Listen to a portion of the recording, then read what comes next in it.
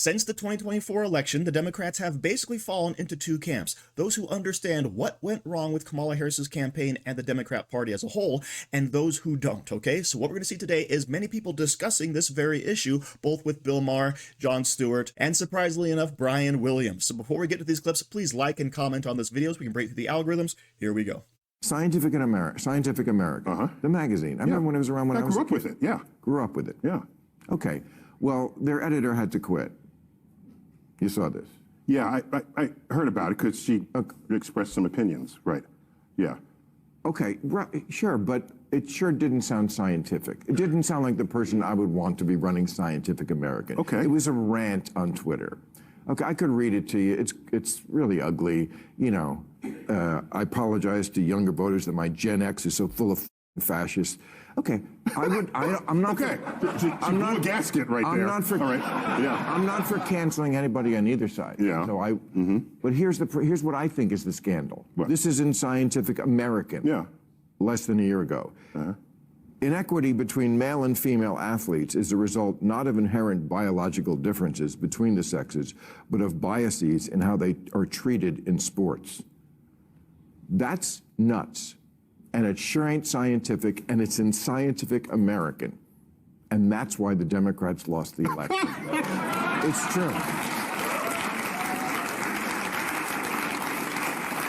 Bill, every 20 minutes on your platform, you come up with another reason why the Democrats lost. No. You already have the answer. They lost the election. So anything you say is why true. they did it. First of all, you don't watch this show, so you don't know that. I know you don't, and it's okay.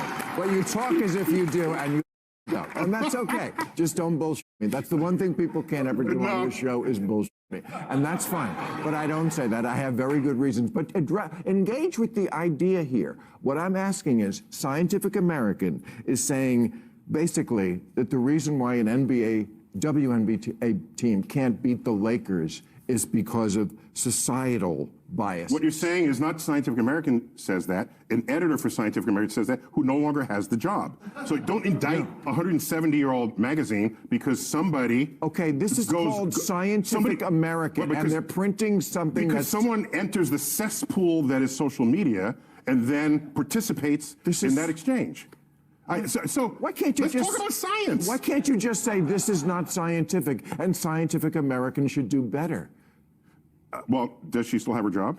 No, not because of this. I said the scandal is not her tweet. The scandal, because that was like a year ago, was it? Which one was a year ago? I think a year ago, women still couldn't beat men in basketball or any other sport. And it wasn't because of society. You don't see a problem. By the way, here? long-distance swimming, women might actually have the advantage. You can look into that. Yeah. Maybe long-distance swimming, yes. Okay. Yeah, just, I've looked into it. Yeah. Well, I'm going to file you under part of the problem. So we've heard this line of reasoning from Neil deGrasse Tyson before, right? Even though he's supposedly a man of science, he's one of these people who falls into this whole gender ideology, all right? He believes that sports should not be separated by gender, but rather by chromosomes, which basically is also gender, so he makes no sense. He's basically just hiding behind his leftist beliefs. But of course, this is what Bill Maher is pointing out. The left is never left enough. Progressives always want to keep progressing, okay? They always move further and further away from the norms and averages that everyday Americans actually believe. And before you know it, they end up in complete crazy town because they've had so many victories socially that they don't know when to actually quit. And now because they're so far out, they're so crazy, so fringe, you have the majority of Americans saying, no, we're not going to vote for the party that buys into all this stuff because we know what objective reality is. You don't have to have a degree or be an astrophysicist to understand the difference between basic biology, okay? And that is something, of course, Bill Maher has been rightly pointing out for a long time. This is why people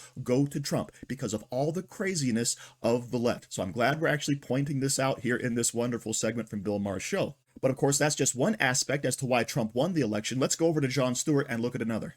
The fact that they talked a lot about that males, that the Donald Trump phenomenon is that males have felt rejected and that they have turned to this in a matter of an acceptance.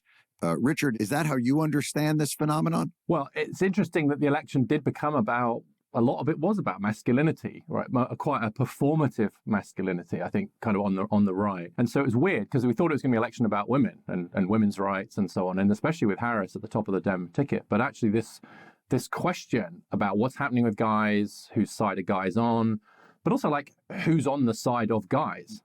I almost think that for men, it is like a cultural comfort. It's that idea of that the locker room has been taken from us, and you can't do what we used to do in the locker room, which is incredibly scatological and perverse and anti-gay rhetoric. Like all that sort of stuff has been taken away. And you're almost seeing it, now if Christian Pulisic scores a goal, he does the Trump dance. If somebody scores a touchdown, they do the Trump. Like there is and I haven't seen this before, a celebratory reaction from men that I hadn't seen before. Like there is a zeitgeist, there is a cultural moment for men and for Trump that I think liberals and Democrats especially are like, wait, what?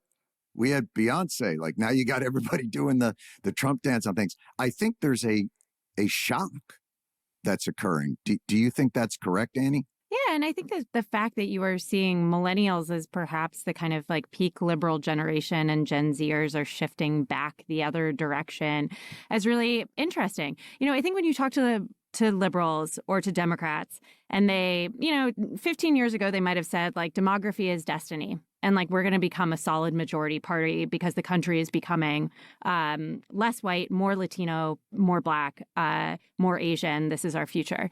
And I think that even now, right, there's this sense of like we have all of the young people. And once the old people have died off and we got all the young people, then like we're going to win for forever. Hard thing to wait for, but okay. Right? Like you would hear this kind of derisiveness about Republicans about, well, they're racist and they're sexist. And I think that Democrats lost sight of just what voters were telling them. I really feel this way about inflation. I really feel this way about the unlikability of candidates. They were kind of constructing these intellectual arguments about how voters would come home, and they didn't. And voters were very clear throughout the entirety of this election that they were not crazy about Joe Biden, that they didn't think the economy was great, and that they felt that whether it was fair or not, and who cares, that they felt like the culture had shifted in a way that they hadn't liked, right? And so I think that, probably for Democrats, there's just like a lot of listening to and a lot of, belief that if you're saying that, well, like good people vote for us and bad people vote for the other guy. Right. I think that's kind of a hard message. You have to take it out of that moral component. You have to take it out of that righteousness. So we're talking about here something that the right has been pointing out for a very long time. The left has completely abandoned men, and even worse, they've been attacking them, right? You have the awful male gaze. You have toxic masculinity. And of course, there's nothing you can do to get rid of any of that, because as soon as you're born a male, an immutable characteristic, you are part of the patriarchy and therefore part of the problem, right? And you can't fix that. But of course, the Democrats, they have completely abandoned that in favor of the girl power, etc. Okay, and that is what we're seeing. You have this big pushback by men against the left because you have nothing to offer us. You don't care. For the last 30, 40 years in this country, we've seen a big push for girls to get involved with STEM, for girls to go to college and graduate. And guess what we're seeing now?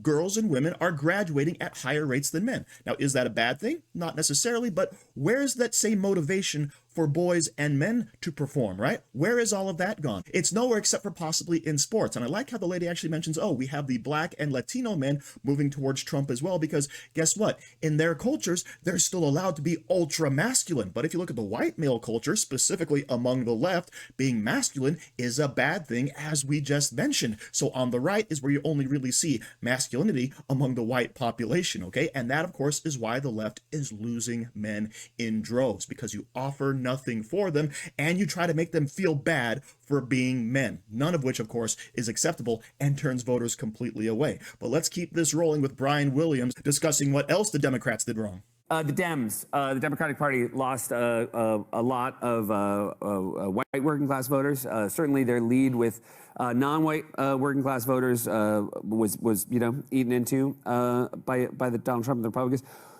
It did feel like the Democratic Party under Joe Biden did a lot of things for working class voters.